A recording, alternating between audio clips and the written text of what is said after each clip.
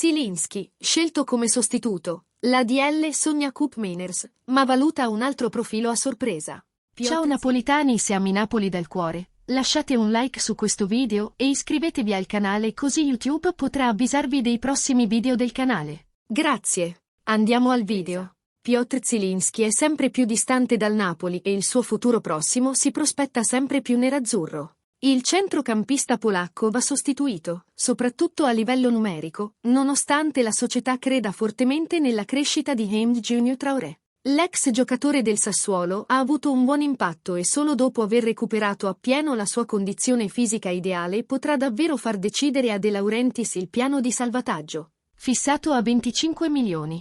Intanto restano aperte altre strade che la leadership italiana non vuole in alcun modo ignorare, soprattutto quella che porta a Ten Koopmeiners. Il centrocampista olandese dell'Atalanta è l'obiettivo numero uno del centrocampo, ma le richieste del club sono altissime. La scorsa estate l'allenatore italiano aveva offerto fino a 48 milioni di euro per garantire le prestazioni sportive dell'ex giocatore della AZ Alkmaar. La società non partecipata dai bergamaschi ha rinviato un'operazione che, però, finora sembra impossibile da portare a termine. La richiesta dei nerazzurri parte da 60 milioni e le statistiche dei Koopmeiners continuano ad aumentare costantemente. 8 gol e 3 assist finora in Serie A per lui. Dietro le quinte, però, la dirigenza partenopea sta valutando un altro profilo interessante. Arriva dalla Turchia. Il profilo individuato, dunque, è quello di Sebastian Szymanski, classe 99, del Fenerbahce.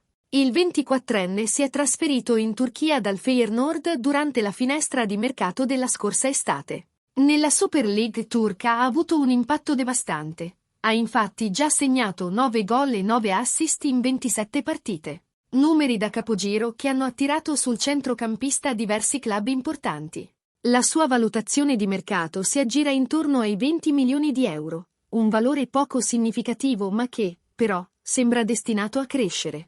Per sostituire un giocatore come Zielinski ci vuole un profilo come quello di Szymanski che, all'apice della sua carriera con esperienze in club come Legia Varsavia, Olanda e Turchia, sta accumulando una notevole esperienza che farebbe bene e non poco al causa napoletana. Secondo te è un buon giocatore del Napoli? O no? Lascia il tuo commento al video e iscriviti al canale. Alla prossima, forza Napoli!